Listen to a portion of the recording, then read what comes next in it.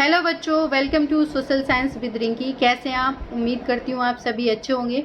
आज हम इस वीडियो में पढ़ने जा रहे हैं 10th क्लास की हिस्ट्री, चैप्टर पहला, यूरोप में राष्ट्रवाद का उदय। हम इसके कई सारे टॉपिक कवर कर चुके हैं, वीडियो अपलोड हो चुकी हैं। जो कोई भी मेरा ये वीडियो पहली बार देख रहा है वो पहले वाले इस चैप्टर के पहले वाले वीडियो देखें, उसके बाद देखें, ताकि आपको चैप्टर अच्छे से समझ में आ जाए। जिन्होंने चैनल को सब्सक्राइब नहीं किया सब्सक्राइब कर लें, बेल आइकन नहीं दबाया तो बेल आइकन दबा लें, जिससे कि मेरी जब भी न्यू वीडियो अपलोड हो तो आप तक उसका नोटिफिकेशन पहुंच जाए। आइए देखते हैं, हमने जो लास्ट टॉपिक हमने कवर किया था वो देखा था यूरोप में राष्ट्रवाद का निर्माण। कि हम देख चुके थे कि यूरोप में उस टाइम क्या था कि कोई ना तो कोई नेशन था, ना नेशनलिज्म की भावना थी, ना तो राष्ट्र था कोई और ना राष्ट्रवाद की भावना थी। आपने देखा अलग अलग रीजन्स थे, अलग अलग वो अलग अलग धर्मों के लोग थे, अलग अलग भाषाएं बोलने वाले लोग थे, अलग अलग एरिया में रह रहे थे, लेकिन फिर भी वो एकजुट थे, मतलब एक साम्राज्य। रीज़न क्या था? क्योंकि वो उनका जो विश्वास था वो एक सम्राट में ही था, उनकी जो निष्ठा था वो किस में थी? सम्राट में थी, और वो सम्राट ही उनको एक तरह से एकजुट किए हुए था। हालांकि उनका नेशन सब, मतलब एक तरह से हम कह सकते हैं उनकी जो लैंग्वेज अलग थी, उनकी जो धर्म था वो अलग था, फिर भी वो एक दूसरे से एकजुट थे। तो हमने जब नेशनलिज्म की भाषा जो परिभाषा पढ़ी, एक तरह से हम नेशनलिज्म को अगर देखते हैं तो हम कहते हैं कि जहाँ नेशनलिज्म है वहाँ एक पर्टिकुलर लैंग्वेज होगी, पर्टिकुलर उनकी कल्चर होगी, संस्कृति होगी, धर्म होगा, उनका एक एरिया होगा, एक पॉपुलेशन होगी। ये सारा हम किस में थे? नेशनलिज्म में थे। लेकिन ऐसा कुछ नहीं था, वहाँ बहुत सारे क्षेत्र आपने देखे, अलग अलग क्षेत्र थे, वहाँ पर अलग अलग धर्मों को मानने वाले लोग थे, अलग अलग भाषाएं बोलने वाले थे, फिर भी वो एकजुट थे। किस वजह से? सिर्फ साम्राज्य में उनकी जो निष्ठा थी वो वहाँ के सम्राट में थी। अब हम देखेंगे कि यहाँ जो कुलीन वर्ग है वो क्या है, नया मध्यम वर्ग है वो क्या है, ये सारी चीज़ें ये दो हम जो वर्ग हैं उनके बारे में पढ़ेंगे। एक्चुअल में जो कुलीन वर्ग है वो क्या होता है? कुलीन वर्ग मतलब हम एक ऐसे वर्ग को कहेंगे, जैसे हम इंडिया के कॉन्टेक्स्ट में पढ़ें, जैसे राजा रानी हो गए, उनके रिलेटिव्स हो गए, रिश्तेदार वगैरह हो गए, उनके फैमिली मेम्बर्स हो गए, वो लोग जो पावर में हैं वो लोग, तो उनका जब शासन चल रहा है एक तरह से उनकी, तो उसको हम क्या कहेंगे? एक तरह से कुलीन वर्ग कहेंगे।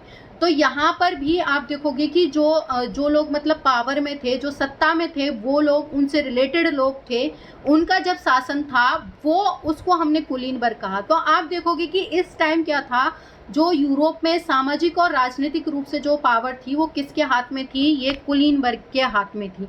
क्यों? क्योंकि इसके पास इकोनॉमिकली ये काफ़ी इनके पास ज़मीन वगैरह, इन पर अधिकार इन्हीं का था। और एक तरह से कह सकते हैं कि ये यूरोप महाद्वीप का इस टाइम का सबसे प्रभुत्वशाली, मतलब एक तरह से पावरफुल वर्ग था। और ये लोग जो थे, इस वर्ग के लोग थे, वो इनकी जीवन शैली थी वो आपस में, मतलब इसी वर्ग के लोगों से, इनकी जीवन शैली से ये बंधे हुए थे।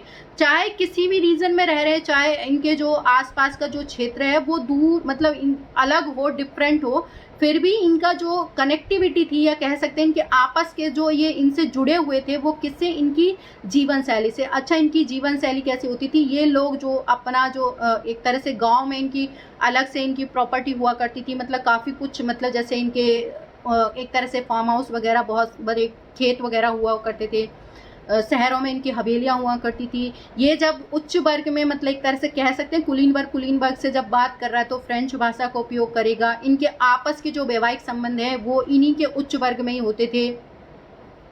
एक तरह से कह सकते हैं कि जो इनके जो उच्च वर्ग था, उनका जो वैवाहिक रिलेशन है या बाकी के जो रिश्ते वगैरह हैं वो इन्हीं के वर्ग में होते थे। हालांकि ये जो वर्ग था वो संख्या में ये कम था, लेकिन फिर भी मतलब पावरफुल था। दूसरा, संख्या में कौन लोग थे? तो संख्या में थे जो आपके किसान वगैरह थे। अब आप देखोगे धीरे धीरे ये जो किसान है, जब उस टाइम क्या है, औद्योगिक क्रांति आई, जो किसान थे उत्पादन पे ध्यान दिया, फिर उन्होंने बिजनेस करना शुरू किया, व्यापार करना शुरू किया। धीरे धीरे देखो, पैसा ही पावर लाती, इन्होंने अपनी इकोनॉमी बढ़ाई, मतलब पैसा बढ़ाया तो उससे पावर बढ़ने लगी।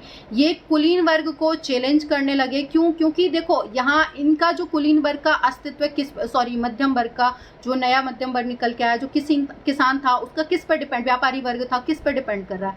वो किस पे कर रहा है? प्रोडक्शन पे कर रहा है। प्रोडक्शन क्या है? प्रोडक्शन से ये सारी एक्टिविटी, मार्केट वगैरह, ये सारी उन्हीं से रिलेटेड थी, तो बाजार पे उनकी लाइफ डिपेंड थी, ये सारी चीज़ें।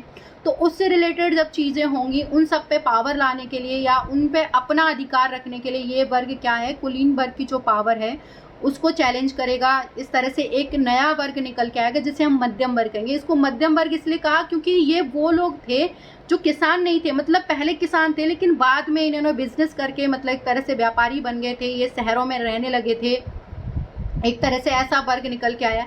तो जो शहरों में रह रहा है वो किसान तो नहीं होगा एक तरह से, तो ये एक नया मिडिल वर्ग। ना तो ये बहुत ज़्यादा पावरफुल थे क्योंकि इनको कोई जन के साथ अधिकार तो नहीं मिले थे, पावर नहीं मिली थी, और ना ही ये मतलब किसानों की तरह गरीब थे जो तृतीय एस्टेट के किसानों की तरह थे ये एक तरह से। तो एक तरह से एक नया मिडिल वर्ग, मतलब बीच का जो वर्ग निकल के आया, इसी को हमने क्या है, नया मध्यम वर्ग कहा। ठीक है, तो हालांकि मैंने ये दोनों आपको टॉपिक समझा दिया है लेकिन अभी रीडिंग बाकी है, देखते हैं। सामाजिक और राजनीतिक रूप से जमीन पर मालिक कुलीन वर्ग और यूरोपीय महाद्वीप का सबसे प्रभुत्वशाली वर्ग था, कि जो सामाजिक रूप से या राजनीतिक रूप से जो पावर थी वो किसके हाथ में थी, आपके कुलीन वर्ग के हाथ में थी। इस वर्ग के सदस्य एक साझा जीवन शैली से बंधे हुए थे, मतलब इस वर्ग के, किस वर्ग के, कुलीन वर्ग के सदस्य जो थे, मेंबर्स थे, जो लोग थे, वो किससे जुड़े हुए थे, इनकी जो जीवन शैली थी उससे बंधे हुए थे। ये जो क्षेत्र विभाजन के, मतलब ये इनके एरिया अलग होने के बावजूद भी क्षेत्र विभाजन के आर पार भी व्याप्त थी, मतलब दूसरे रीजन्स में भी इनसे एक दूसरे से जुड़े हुए थे। वे ग्रामीण इलाकों में जायदाद और शहरी हवेलियों के मालिक थे, मतलब गांव में इनकी जो जायदाद होती थी, इलाकों में, गांव इलाकों में, शहरों में इनकी हवेलियां होती थी। राजनीतिक कार्यों के लिए तथा उच्च वर्ग के बीच में वे फ्रेंच भाषा का उपयोग करते थे, कि अगर उन्हें कोई राजनीतिक काम करना है या उच्च वर्ग में बात करनी है कोई भी, तो वो कौन सी भाषा यूज़ कर रहे थे, आपके फ्रेंच भाषा का उपयोग करते थे। उनके परिवार अक्सर वैवाहिक संबंधों से आपस में जुड़े होते थे। इनकी जो फैमिली है आपस में किन से जुड़ी हुई होती थी, आपस में वैवाहिक संबंधों से। मगर यह शक्तिशाली कुलीन वर्ग संख्या के लिहाज से छोटा समूह था। तो ये जो कुलीन वर्ग है वो संख्या के हिसाब से, मतलब पावर तो थी इनके पास लेकिन आप देखोगे जो पॉपुलेशन थी वो कम थी। आप चाहे हिस्ट्री देखो, आप एक तरह से जो लोग पावरफुल होते हैं वो संख्या में हमेशा ज़्यादातर कम ही होते हैं। तो संख्या के, जो जनसंख्या के अधिकांश लोग कौन थे, अब यहाँ मेजॉरिटी में कौन लोग थे, कृषक लोग थे। पश्चिम में ज़्यादातर ज़मीन किराए पर, अब आप देख रहे हो कि यहाँ पर मतलब पश्चिम में क्या होता था कि ज़्यादातर जो ज़मीन होती थी वो या तो किराए पर जो किसान ले लेते थे या छोटे काश्तकार होते थे वो खेती करते थे, मतलब ज़मीन पर। लेकिन जो पूरब में और मध्य जो यूरोप में था वहाँ पर ऐसा नहीं था। वहाँ पर क्या था, जो भूमि थी वो क्या था कि विशाल जो जागीरें होती थी और बड़ी बड़ी मतलब ज़मीनें होती थी, उन पर जागीरदारों का अधिकार होता था। और ये लोग क्या करते थे, दासों से इन पे खेती करवाते थे इनके लिए। आपने देखा होगा जो हमने पहले नेपोलियन के बारे में पढ़ा था, हमने देखा था कि नेपोलियन ने जो ये दास प्रथा खत्म करी थी। तो ये लोग क्या करते थे, ये वर्ग जो था आपका कुलीन वर्ग, ये दासों से खेती करवाता था। कहाँ पर, आपके पूर्वी यूरोप और मध्य यूरोप में, पश्चिम में नहीं। पश्चिम में आप देखोगे कि सबसे पहले रेवोल्यूशन ये स्टार्ट हो जाएगा आपका, जो आपने फ्रांस देखा सबसे पहले, उस तरफ वेस्टर्न की तरफ ही तो पड़ता है पश्चिम और मध्य यूरोप के हिस्सों में औद्योगिक उत्पादन और बाजार में वृद्धि से शहरों का विकास और वाणिज्य वर्ग का उदय हुआ। अब जब ये पश्चिम और मध्य यूरोप में क्या हुआ कि जो औद्योगिक क्रांति हुई थी या औद्योगिक उत्पादन हुआ, तो उससे क्या हुआ, लोग बिजनेस में इन्वॉल्व होने लगे और इसमें क्या है, शहरों का निर्माण हुआ, शहरों का विकास हुआ और उससे एक नया वर्ग निकल के आया। वो कौन सा वर्ग था, वाणिज्य वर्ग। हालांकि ये किसान ही थे, बाद में एक नया वर्ग बन गया। वो कौन सा वर्ग बन गया, वाणिज्यिक, जो मतलब एक तरह से बिजनेस का काम करता था, मतलब जो व्यापार करता था। अब ये लोग किससे कनेक्टेड होंगे, इनका जो लाइफ है वो किससे जुड़ी हुई होगी, इनकी मार्केट से, बाजार से, क्योंकि जो बिजनेस है उसका रिलेशन तो बाजार से ही होता है। तो इनका अस्तित्व बाजार के उत्पादन पर ही टिका हुआ था कि बाजार कितना प्रोडक्शन हो रहा है, उसी से इनकी लाइफ जुड़ी हुई थी। एक तरह से मार्केट से ये जुड़े हुए होते थे। इंग्लैंड में औद्योगिकरण 18वीं सदी के दूसरे भाग में आरंभ हुआ था। जो इंग्लैंड में औद्योगिकरण क्या है, कब स्टार्ट हो गया था, 18वीं सदी के दूसरे भाग में ही स्टार्ट हो गया था। लेकिन जो फ्रांस था, फ्रांस और जर्मनी में जो ये एक तरह से कह सकते हैं, ये जो औद्योगिक क्रांति थी वो राज्य के कुछ हिस्सों में 19वीं सदी के दौरान पहुंची थी। इससे जो है ये जो प्रक्रिया, इस प्रक्रिया के फलस्वरूप नए सामाजिक समूह जो है, नए जो वर्ग निकल कर आए थे और वो जो श्रमिक वर्ग था, उस श्रमिक वर्ग के लोग, मध्यम वर्ग जो, मतलब ये जो वर्ग निकल के आया वो कौन सा वर्ग था? मिडिल वर्ग। क्यों? ना तो ये गांव में रह रहा था, ना इनके पास इतनी पावर थी जो कुलीन वर्ग के पास थी, जो जन्म के साथ उनको विशेषाधिकार मिल रहे थे, और ना ये किसान थे, मतलब इतने गरीब भी नहीं थे जो आपने तृतीय स्टेट में जो लोगों की हालत देखी थी उस टाइप के भी नहीं थे ये। अब इन्होंने मतलब इकोनॉमी, मतलब पैसे बढ़ा लिए थे अपनी, तो पावर बढ़ा ली थी।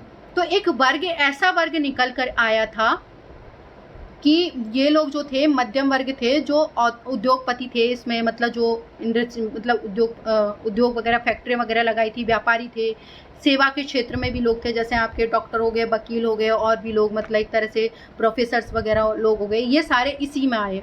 मध्य और पूर्व यूरोप में इन समूह का आकार 19वीं सदी के अंतिम दशकों का छोटा रहा। मतलब मध्य यूरोप था और आपका पूर्वी यूरोप, इस टाइम में तो ये जो समूह है यहाँ पर, जो इन दोनों जगह पर क्या था, इनका आकार छोटा था, मतलब ये लोग कम संख्या में थे।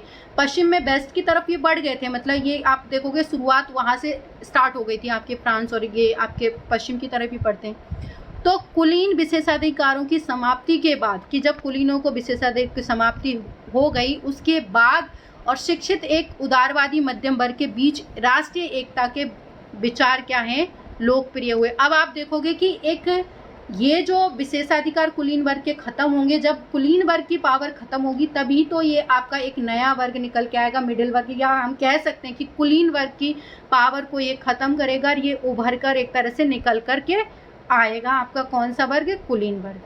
तो आपका ये टॉपिक यहीं पर ख़त्म होता है। उसके बाद आपका यहाँ पर एक टर्म आ रहा है उदारवादी। उदारवादी की मीनिंग क्या है, उदारवादी के मायने क्या हैं, ये इनका जो मिडिल वर्ग था उसके लिए क्या मायने रखता था, उदारवाद क्यों ज़रूरी था, ये सारा हम नेक्स्ट वीडियो में कवर करेंगे। आज के लिए बस इतना ही।